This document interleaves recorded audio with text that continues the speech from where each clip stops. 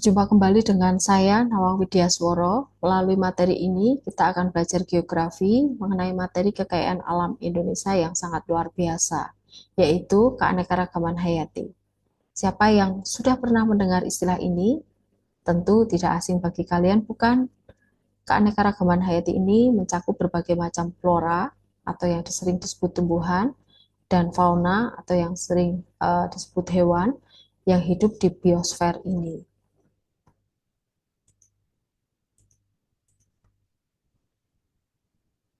Kita akan membahas sebaran flora dan fauna di Indonesia, kemudian manfaat bagi kita dan bagaimana kita bisa melestarikannya. Sebelum kita lanjut, mari kita pahami terlebih dahulu beberapa istilah penting, yaitu keanekaragaman hayati ini merupakan keberagaman kehidupan yang terdapat di bumi yang berperan untuk menjaga keseimbangan ekosistem. Kemudian flora, segala jenis tumbuhan dan tanaman yang ada di muka bumi ini. Kemudian kalau fauna, segala jenis hewan yang ada di muka bumi.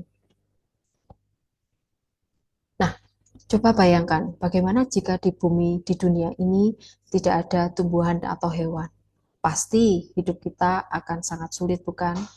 Tumbuhan menghasilkan oksigen yang kita butuhkan untuk bernafas. Sedangkan hewan memberikan kita berbagai manfaat seperti sumber makanan, bahkan pakaian dan obat-obatan. Flora dan fauna memiliki peran yang sangat penting bagi kehidupan kita. Selain sebagai sumber makanan, flora dan fauna juga menjadi sumber daya ekonomi yang sangat potensial. Banyak produk yang kita gunakan sehari-hari berasal dari tumbuhan dan hewan. Selain itu, flora dan fauna juga berperan dalam menjaga keseimbangan ekosistem. Tumbuhan menyerap karbon dioksida dan menghasilkan oksigen, sedangkan hewan membantu dalam proses menyuburkan dan penyerbukan biji. Kita sudah membahas betapa kayanya Indonesia dengan keanekaragaman hayati. Namun, sayangnya keanekaragaman ini terancam punah. Menurut Indonesia Biodiversity Strategy and Action Plan di tahun 2015 sampai 2020, kepunahan keanekaragaman hayati terjadi hal-hal berikut seperti kerusakan habitat, hilangnya habitat, dan eksploitasi flora dan fauna adalah ancaman terbesar bagi keanekaragaman hayati kita. Untuk lebih memahami keanekaragaman hayati kita, kita perlu mengetahui sebaran flora di Indonesia. Indonesia terbagi menjadi beberapa kawasan sebaran flora, yaitu Indonesia Malaya, Indonesia Malaysia maksudnya, terdiri dari Sumatera, Jawa, dan Kalimantan. Kepulauan Wallacea terdiri dari Sumatera, Nusa Tenggara, Timor, dan Maluku, dan subregion Australia yang terdiri dari Papua.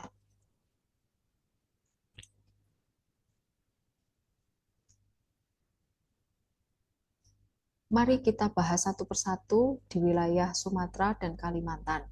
Kita dapat menemukan berbagai tipe vegetasi seperti hutan hujan tropis, hutan rawa, dan mangrove. Contoh flora, berbagai tipe vegetasi seperti hutan hujan tropis, hutan rawa, dan mangrove. Contoh floranya adalah bunga Rafflesia arnoldi dan pohon meranti. Sementara itu, di Jawa dan Bali, kita lebih banyak menemukan hutan musim dan savana. Contoh floranya adalah pohon jati dan tanaman obat-obatan. Di wilayah Walase, kita dapat menemukan percampuran flora Asia dan Australia seperti anggrek hitam. Sedangkan di Papua, kita dapat menemukan hutan hujan tropis yang sangat kaya akan keanekaragaman hayati seperti pohon sagu, berbagai jenis anggrek, dan pohon matoa. Selain flora, kita juga perlu memperhatikan sebaran fauna di Indonesia, seperti yang kita lihat pada peta berikut.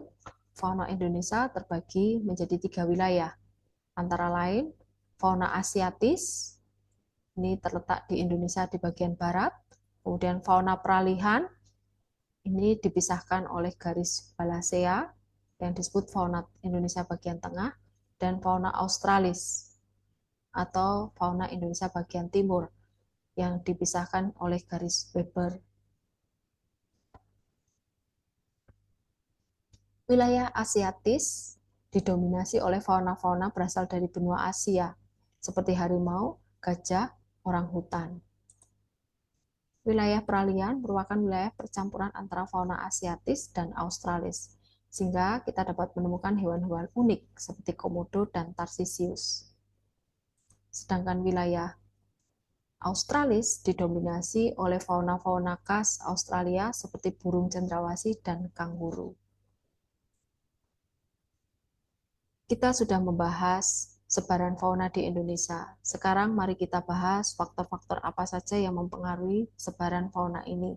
Ada beberapa faktor utama, yaitu faktor iklim, faktor endafik atau tanah, faktor fisiografis, bentuk permukaan bumi, dan faktor biotik, faktor makhluk hidup lainnya.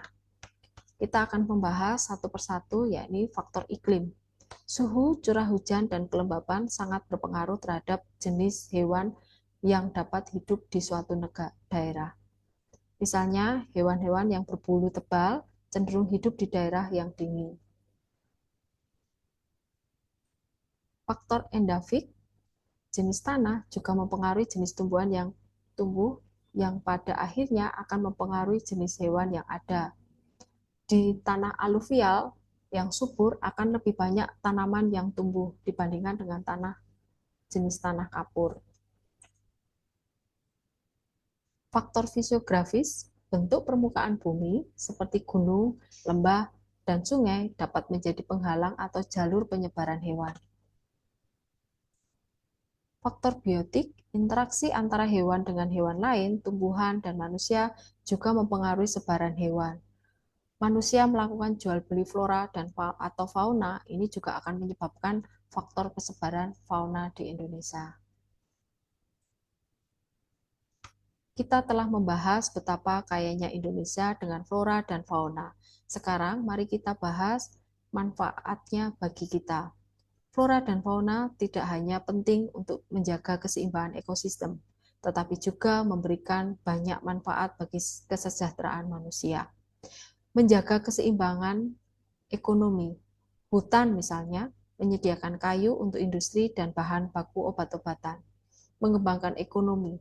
Pariwisata berbasis alam seperti wisata ke taman nasional atau hutan lindung dapat meningkatkan perekonomian daerah.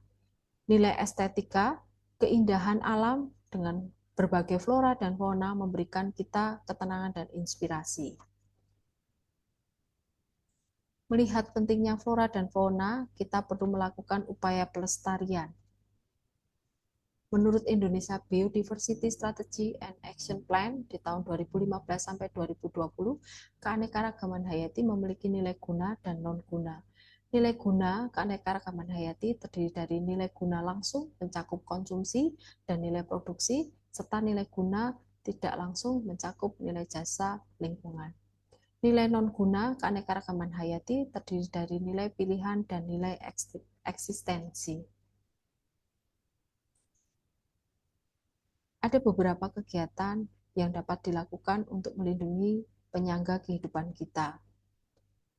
Pembuatan taman nasional dan suaka marga satwa, misalnya Taman Wisata Alam di Grojogan Sewu, Jawa Tengah, Taman Nasional Baluran di Jawa Timur, dan Taman Hutan Raya Juanda di Jawa Barat.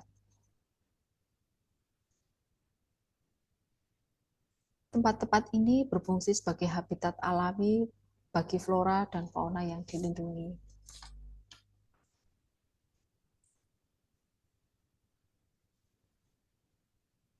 Praktik baik keberhasilan pelestarian flora dan fauna, contohnya di suku Baduy, adalah salah satu contoh keberhasilan pelestarian alam yang dilakukan oleh suku Baduy. Mereka memiliki kearifan lokal yang luar biasa dalam menjaga kelestarian hutan dan sumber daya alam. Mereka hidup selaras dengan alam dan mewariskan pengetahuan tersebut dari generasi ke generasi. Masyarakat Undau Mau, Kalimantan Barat, menerapkan masa bera dalam usaha pertanian. Kita bisa belajar banyak dari mereka.